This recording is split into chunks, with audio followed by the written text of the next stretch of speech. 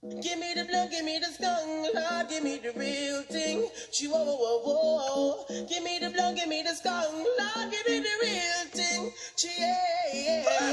Give me the blood, give me the skunk, Lord, give me the real thing. Whoa, whoa, whoa. Give me the blood, give me the skunk, Lord, give me the real thing. Yeah. Welcome back. KontroledKaos podcast. I am your host, DJ Flavors, the mixologist. So, we got a couple things to discuss today. So, first up is Disney's announcement that Bob Iger is stepping down, effective immediately, from his position as CEO of the Disney Corporation.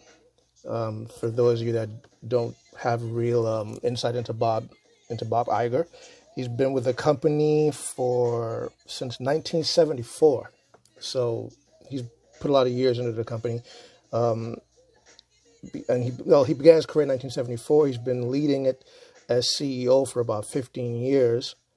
So he's been there for a while. He was responsible for a lot of Disney's uptrends, I guess, or the positive growth in the company. Some of his more noteworthy acquisitions has been Disney Pixar, the animation giant Pixar. He acquired them in 2006, and after that he took over. He acquired Marvel in 2009, Lucasfilms in 2012, 21st Century Fox in 2019. And also 2019 is when he dropped the Disney streaming channel, Disney Plus, which with the extensive library of movies and everything else that they have on there, it pretty much is now a giant in the streaming industry.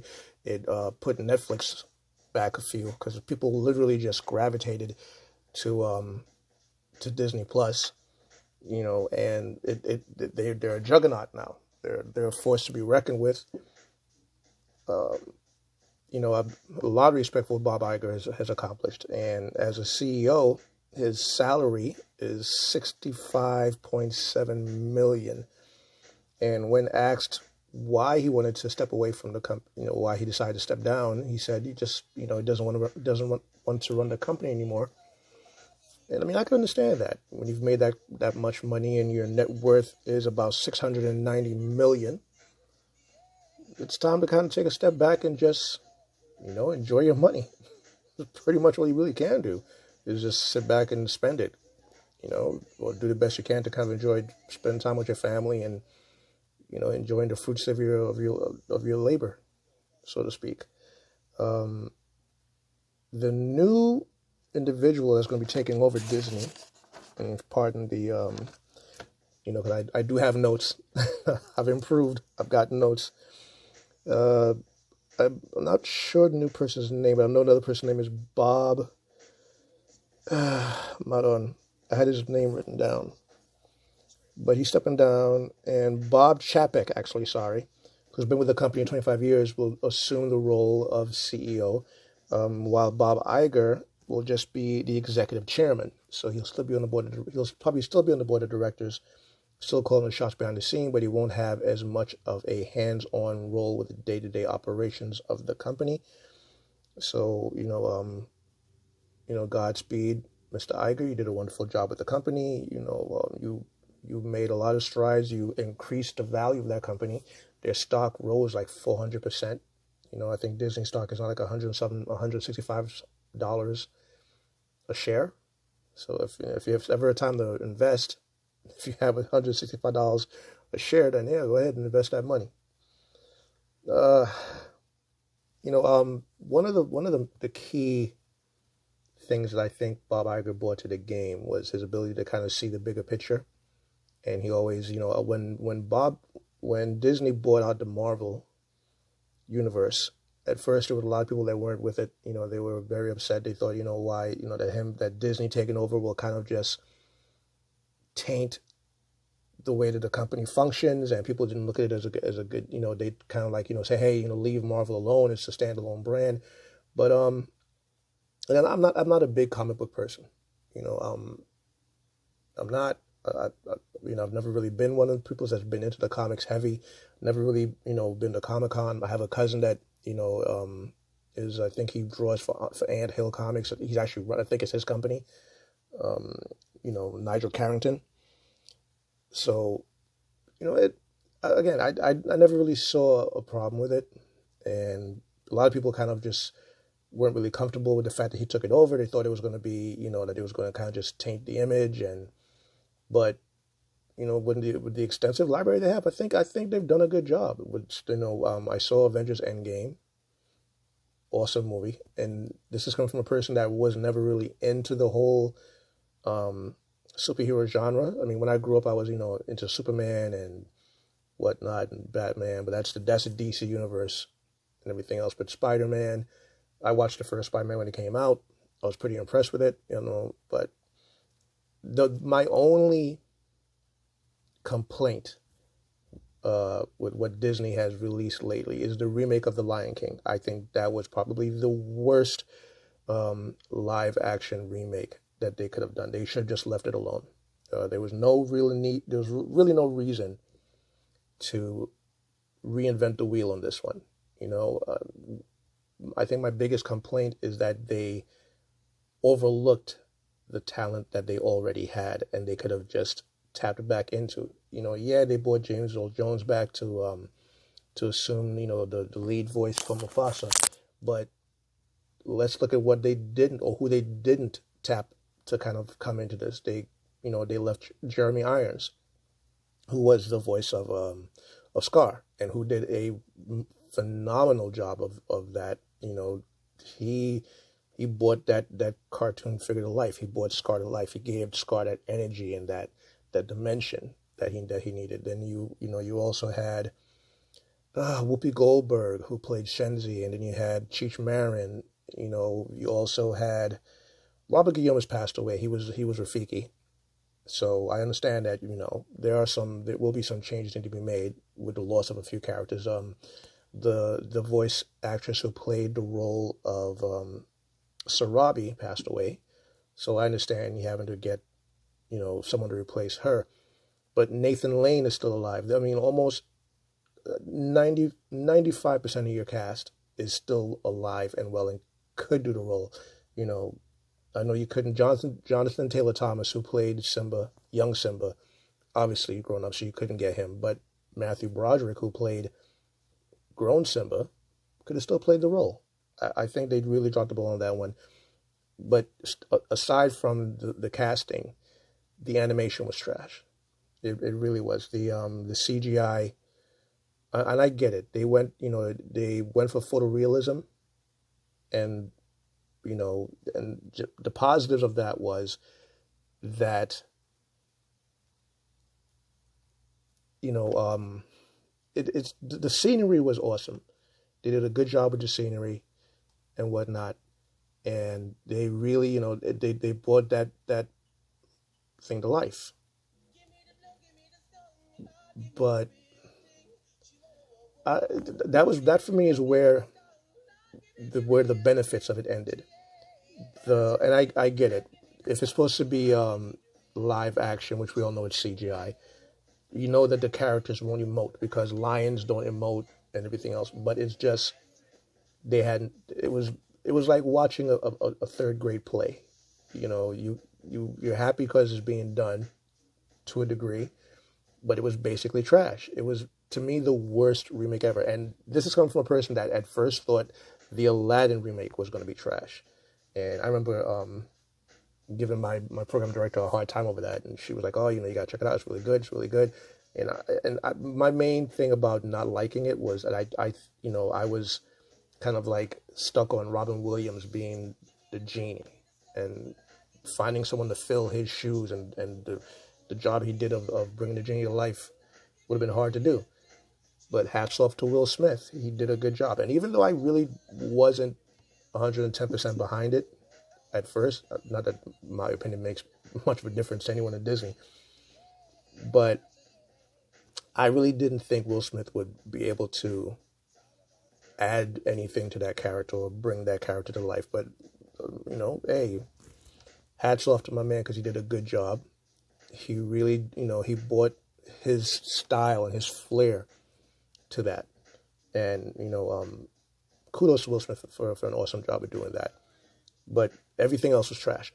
The biggest mistake they could have done, and which they did do, the biggest sin to me was having Beyonce cast as Nala. No. that goes along the line of Shaka Khan singing the national anthem. No. Again, taking nothing away from Beyonce, I just think that her being in that cast took away from everyone else's, because she was over the top, and then they completely fudged up the Be Prepared song that was the theme song for Scar. They fudged that up. It was no energy. There was no life behind it. It was complete trash.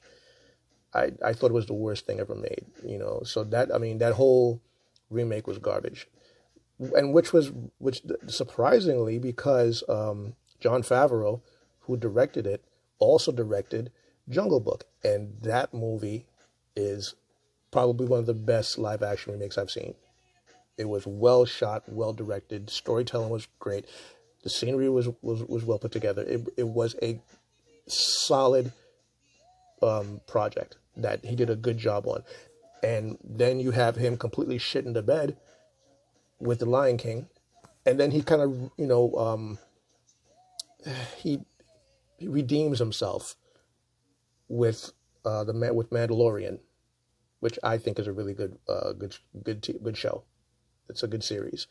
Of course, the runaway star in Mandalorian is Baby Yoda, and my program director is a huge Baby Yoda fan, and I like Baby Yoda. I think it's one of those instant runaway stars that's going to just take over, and thank God for the internet, because if it wasn't for the internet, it probably wouldn't be as big of a trending celebrity, I guess would be the word for it, or whatever. But now we have Baby Yoda meme pages on the gram, and it's, hey, the storytelling is awesome.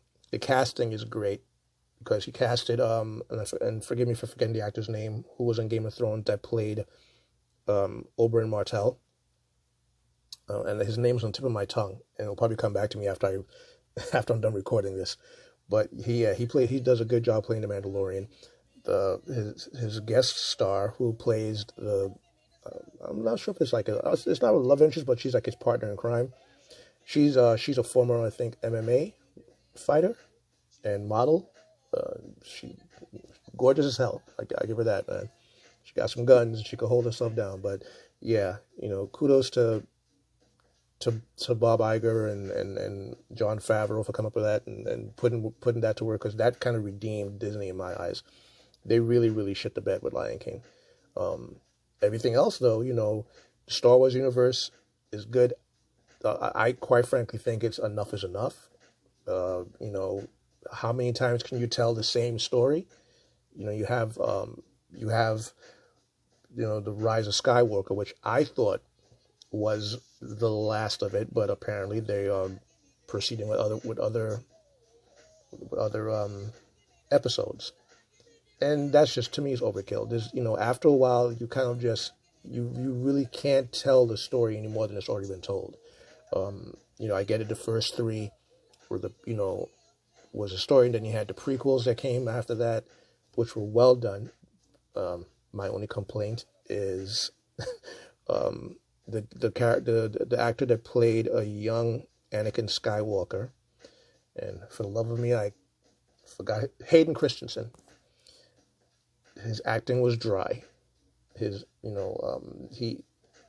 know he went on to do other projects, I think. From what I last heard, he's completely quit the business of being in Hollywood. But they needed to get him a better acting coach. He just didn't have any depth. Anakin Skywalker's character was dry, one-dimensional, and at sometimes seemed like he almost didn't belong in the universe they created, even though he was a central part of it. One man's opinion. What are you gonna do? But yeah, hey, listen, man. I think Disney did a great job acquiring some awesome things. I was kind of hoping they would have acquired the company that controls Jurassic Park, because I am a huge fan of the franchise. You can never have too many dinosaurs, in my eyes. All hail my own 5-year-old for still liking dinosaurs. But yeah, as far as everything else, I think they made some good moves with that one. Hey, after running the company for 20 something since 1974 when he came on board, and then he was kind of like part of the whole when ABC did the merger, when Disney bought ABC, he was in charge of that for a while, and then he made a couple moves. So you know what, man, in the world of CEOs, he did his thing. He makes 1,000 times more than the average employee is what his salary is. So do the math. If you're $65.7 million a year, so you can only imagine what his when he walks away from the company completely, because I know he probably didn't take a pay cut. He's still chief executive, which executive chairman. Sorry, still executive chairman, so that's going to hold a lot of weight and whatever else. But hey, Bob Iger did his thing, man, and he really, and good luck to Bob Chapek. I hope you can continue the positive trend that Disney is on right now. And if you're listening to this podcast, Jurassic Park. Jurassic Park, my man. You can't go wrong with dinosaurs. That's all I got to say. But, that's it for this particular segment. We're going to come back on with, we're going to come back and talk about the whole Deontay Wilder fiasco. I discussed it in my last podcast, and we talked about his loss to Tyson Fury. But now he's out here completely losing his mind, blaming everything but his inability to beat Tyson Fury, and say, but we'll get into that, man. Control Chaos Podcast. Hit me up on my Twitter at FlavorsR, on my gram at KontroledKaos, or at my main gram, DJ Flavors _ the mixologist. Let me know what you guys think about this whole Disney situation with Bob Iger. Do you agree with him stepping down? Do you think he was good for the company? Do you not agree with some of his purchases? Do you think that him acquiring Marvel hurt the brand? I personally don't think so. I think he did a justice especially when he acquired Pixar. They've kept the Toy Story franchise going. I think at some point in time they need to put that franchise to bed, because there's only so many stories you can tell revolving around Andy's toys. And hey, I saw the last one. It was actually pretty good, with Spoonie, or whatever the little character was.